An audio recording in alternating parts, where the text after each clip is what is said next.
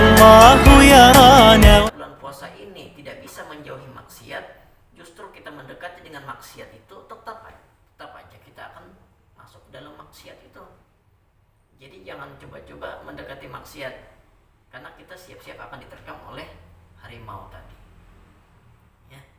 Nah, kemudian pintu-pintu neraka tertutup. Ya, alhamdulillah. Ada saya mendengar ya, katanya kalau orang itu beriman dan berpuasa, meninggal pada bulan puasa, maka pasti dia akan masuk surga. Ya, karena pintu neraka ditutup serapat-rapatnya. Tetapi itu hanya bagi orang-orang yang beriman. Jadi syarat untuk masuk ke dalam surganya Allah adalah beriman. Kalau orang yang tidak beriman kepada Allah kemudian meninggal di bulan Ramadan, tetap saja tidak ada jaminan surga. Ya.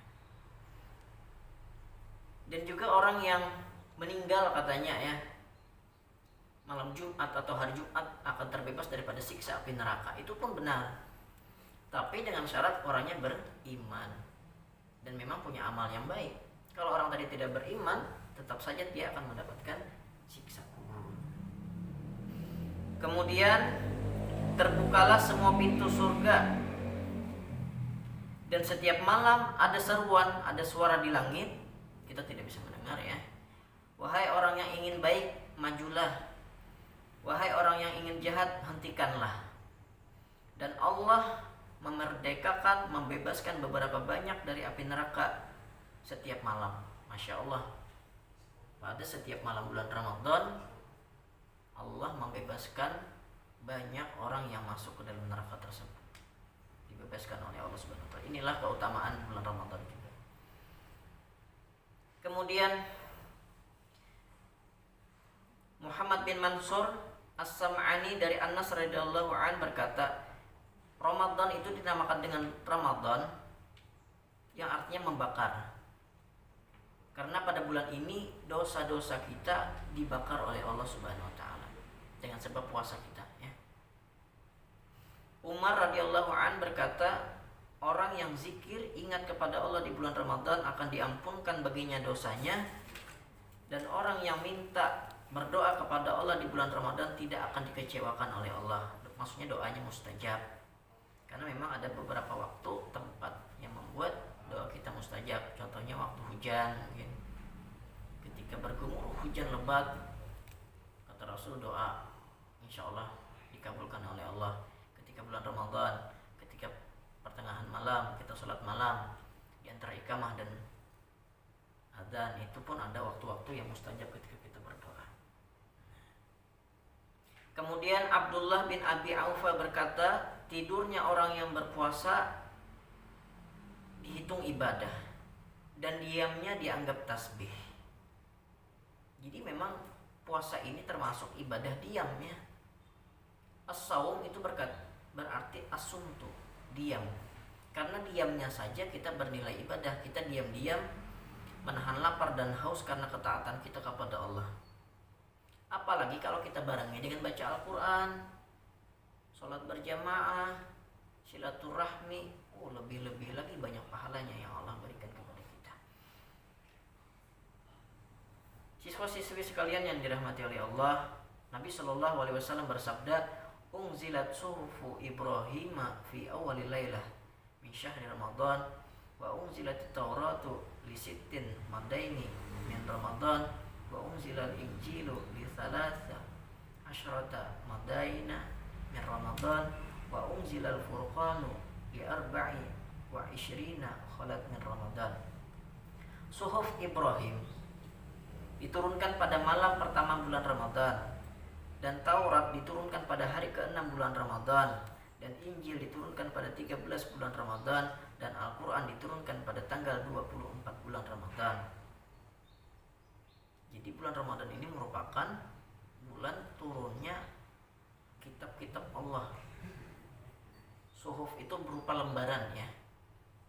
Jadi ini adalah kitab-kitab yang diakui kesuciannya oleh Allah Subhanahu wa taala.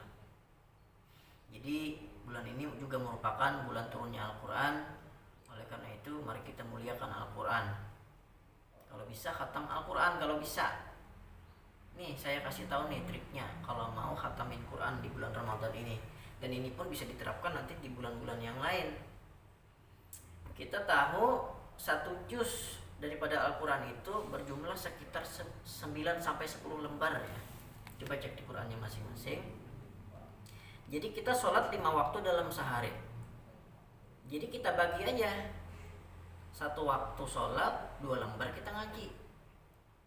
Selesai sholat subuh 2 lembar, zuhur 2 lembar, asar 2 lembar, maghrib 2 lembar, isya 2 lembar. Jadi dalam satu hari mendapatkan 1 juz Al-Quran.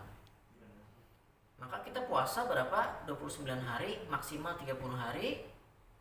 Insya Allah khatam Al-Quran. Itu kalau mau dicoba silahkan ya. Kemudian Sa'id bin Al-Musayyad dari Salman radhiyallahu an berkata, pada akhir daripada hari bulan Sya'ban Rasulullah berkhutbah dan bersabda, wahai manusia, telah tiba padamu bulan yang berkah. Di dalamnya ada 1 malam yang lebih baik daripada 1000 bulan. Nah, maksudnya apa? Lailatul Qadar. Yang mana barang siapa yang bisa beramal ibadah pada malam Lailatul Qadar, maka dia mendapatkan fadilah beramal lebih dari 1000 bulan. 1000 bulan itu kalau kita hitung ya sekitar 8,3 bulan ya, 8 tahun 3 bulan. Bayangkan orang yang mendapat Lailatul Qadar itu adalah orang yang siangnya berjihad di jalan Allah dan berpuasa, dan malamnya mereka sholat malam sepanjang malam. Itu padilahnya, mendapatkan keutamaan itu, dikerjakan selama 8 tahun 3 bulan. Luar biasa, dikerjakan hanya 1 malam. Inilah salah satu keutamaan umat baginda Rasulullah SAW yang mana tidak diperoleh oleh umat-umat Nabi selain Nabi kita Muhammad SAW. Luar biasa. Kita umur pendek, tetapi amal pahalanya itu yang dilipat gandakan oleh Allah Subhanahu wa taala. Kemudian Allah mewajibkan kita berpuasa di dalam bulan Ramadan, dan kita sholat malam hukumnya sunnah. Dan barang siapa yang mengerjakan perkara yang sunnah maka dinilai pahala wajib. Kita mengerjakan sesuatu yang sunnah maka itu dinilai seperti kita mengerjakan sesuatu yang wajib, fardu.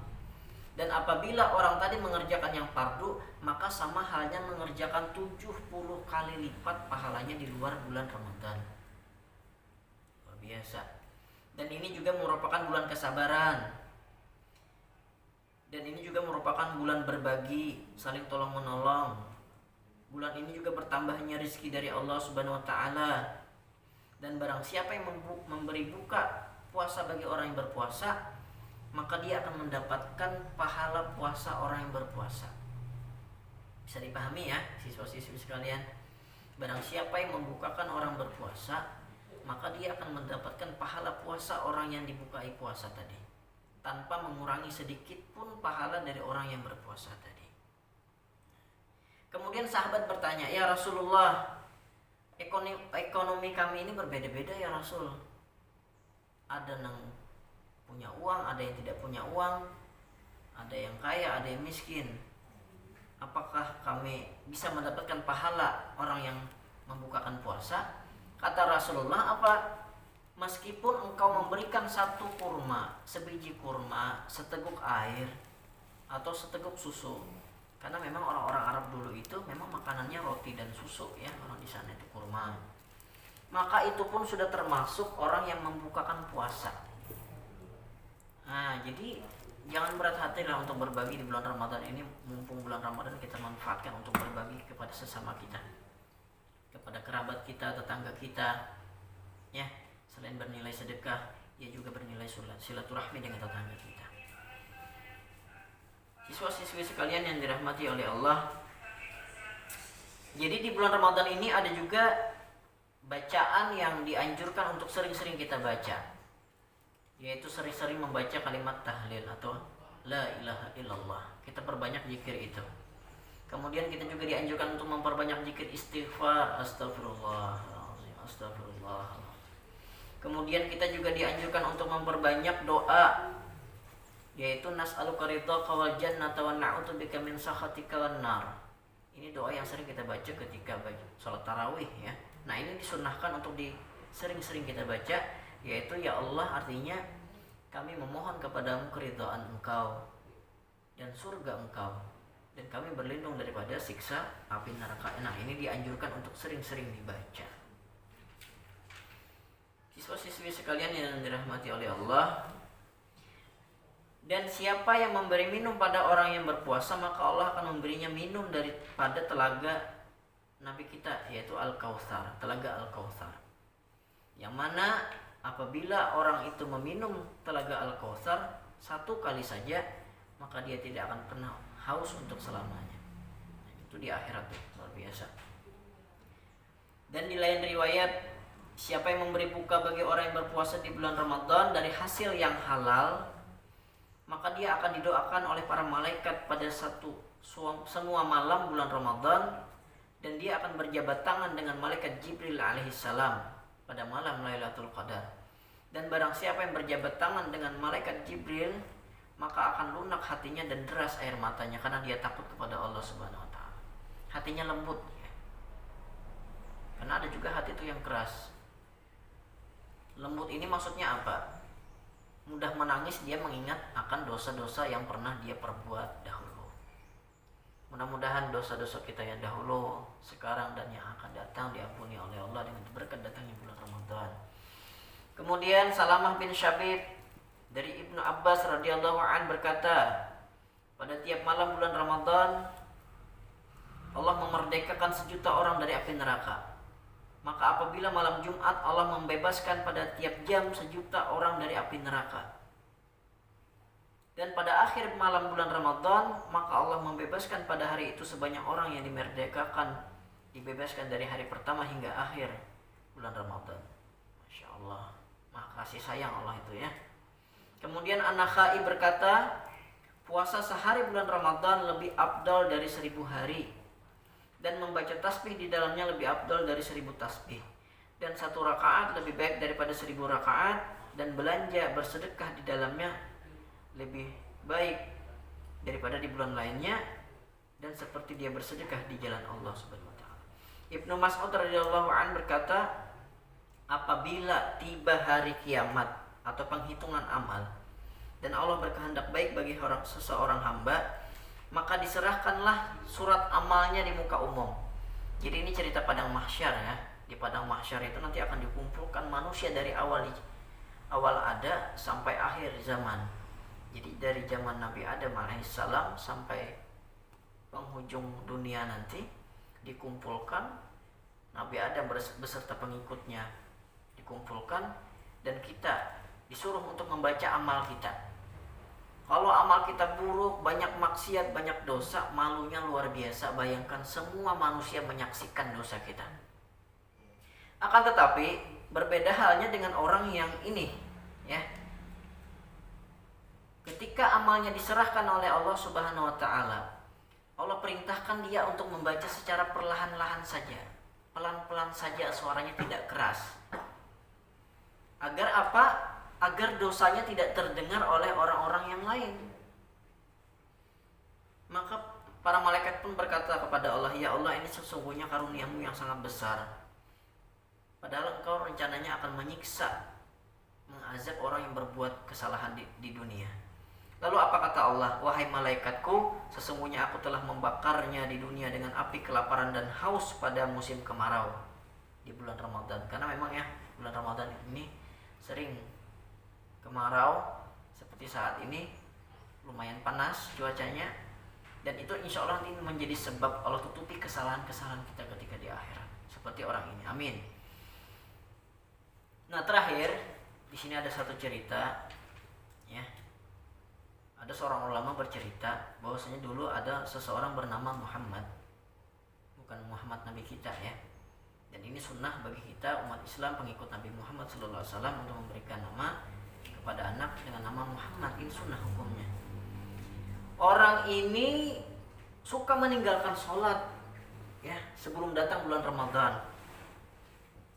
Akan tetapi ketika datang bulan Ramadan, ia menghias dirinya dengan pakaian yang bagus-bagus, memakai wangi-wangian yang harum, memotong rambut, memotong kuku, pokoknya diperindah lah, bersih badannya. Dan di bulan Ramadan itu dia senang sekali berpuasa dan sholat. Dan dia suka mengqadha, melengkapi kekurangan sholat-sholatnya yang ada di bulan-bulan yang lalu. Dan seseorang bertanya, wahai Muhammad, kenapa engkau demikian, berbuat demikian? Apa kata beliau? Ini adalah bulan taubat. Ini adalah bulan rahmat dan berkah. Semoga Allah memaafkan bagiku atas kesalahanku dan memberi kepadaku karunia-Nya. Kemudian tidak lama ternyata beliau meninggal. Muhammad tadi meninggal ya. Kemudian temannya tadi yang bertanya tadi bermimpi bertemu dengan teman yang baru meninggal tadi. Dan dia bertanya, bagaimana Allah kepada engkau? Bagaimana sambutan Allah kepada engkau? Apa jawabnya? Allah telah mengampuni dosa-dosaku karena aku menghormati bulan Ramadan. Ini penting ya. Menghormati bulan Ramadan itu sangat penting. Misalkan seorang perempuan nih haid ya, ternyata jam 9 jam 10 tidak lagi mens ya, dan dia tidak punya keharusan untuk berpuasa karena sudah masuk waktu berpuasa, maka sunnah hukumnya menghormati bulan Ramadan untuk tidak makan dan minum ya. Kalaupun mau juga silahkan sembunyi. Ini bagi perempuan ya. Nah, jadi menghormati bulan puasa pun ada fadilahnya, ada pahalanya. Sangat penting untuk menghormati bulan puasa ini. Berbeda halnya dengan orang yang berpuasa dengan sengaja, maka wajib hukumnya menghormati bulan Ramadan dengan tidak makan dan minum. Ya, jadi juga untuk menghormati orang-orang yang berpuasa. Jadi kita punya adab-adab tertentu dalam memasuki bulan Ramadan ini. Dan juga adab-adab yang lain, yaitu kita isi bulan Ramadan ini dengan amal ibadah. Contohnya sholat sunat tarawih, membaca Al-Quran, membaca zikir, salawat dan istighfar. Jangan kita sia-siakan. Karena kita memasuki bulan Ramadan ini sama halnya seperti kita memasuki minimarket yang isinya barang-barangnya sedang obral ya. Kita harus bisa-bisa mengambil kesempatan pada bulan Ramadan ini. Karena yang seperti disebutkan di dalam hadis tadi, pahalanya semuanya dilipat gandakan. Nah, tinggal kitanya saja lagi mau atau tidaknya mengambil kesempatan pada bulan Ramadan ini. Barangkali hanya ini yang dapat Bapak sampaikan. Mohon maaf jika ada yang kurang jelas, kurang dipahami. Semoga Allah tanamkan kecintaan dengan amal soleh, sehingga kita dapat mengisi bulan Ramadan ini penuh dengan amal soleh tanpa putus tarawihnya dari awal hingga akhir bulan. Amin ya Allah ya Rabbal Alamin. Terima kasih atas perhatiannya. Terus semangat menjalankan ibadah puasanya. Hadanallahu wa iyyakum ajma'in. Wassalamualaikum warahmatullahi wabarakatuh.